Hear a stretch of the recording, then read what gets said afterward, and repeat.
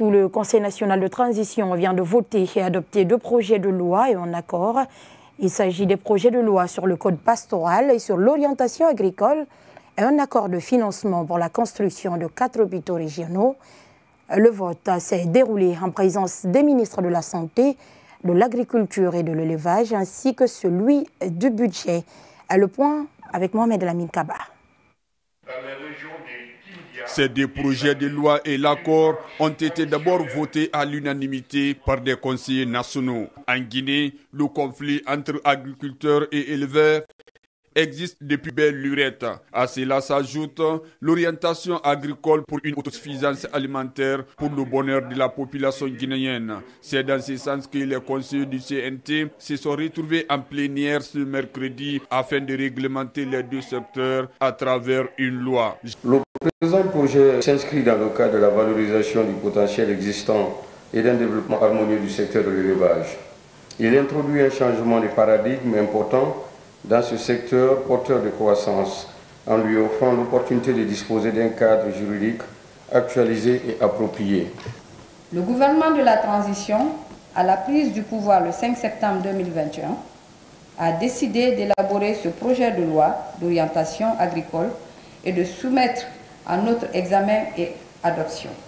Ce titre couvre les aspects liés aux politiques relatives aux facteurs de production, à l'accès au foncier agricole et rural, à la gestion des terres, à la maîtrise de l'eau, aux questions d'énergie, d'intrants, d'équipements, d'infrastructures et d'aménagement à vocation agricole.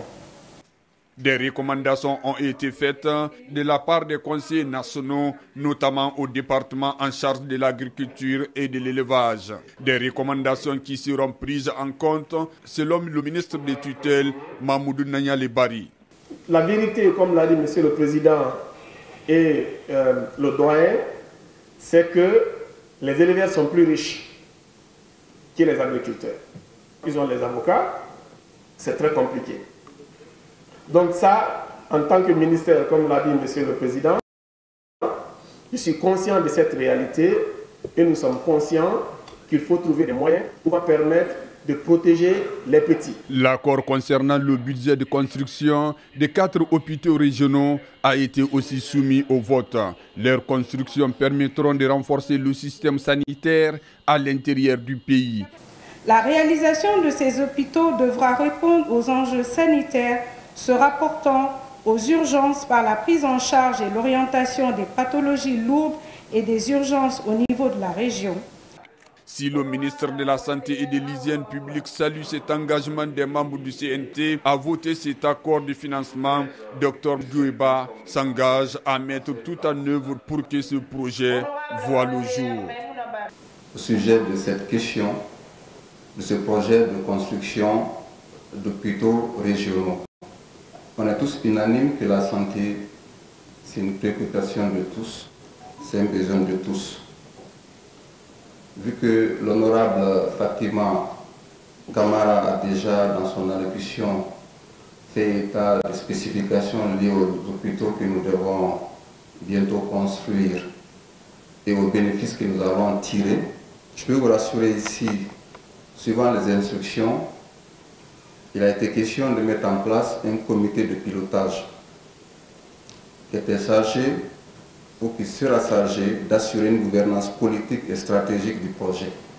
Les regards sont désormais tournés vers le président de la transition qui doit dans les prochains jours les promulguer via un décret. Présent à cette plénière, le ministre du Budget a décliné le mode de financement de ces différents hôpitaux régionaux. À ce propos, je vous invite à suivre Lanciné Condé. Il est au micro de Mohamed Lamine Kaba. En effet, le 27 juin 2023, la République de Guinée a signé avec BPI France et le Trésor français les accords pour un montant de 102 430 306 € pour le financement au titre d'une tranche ferme de la construction de 2 hôpitaux évolutifs, modulaires, industrialisés et durables dans les régions de Kindia et de Labé, et d'une tranche conditionnelle pour la construction de 2 hôpitaux de même nature dans les régions de Kankan et de Zérékouré. La tranche ferme du prix du contrat commercial est de 102 430 306 €.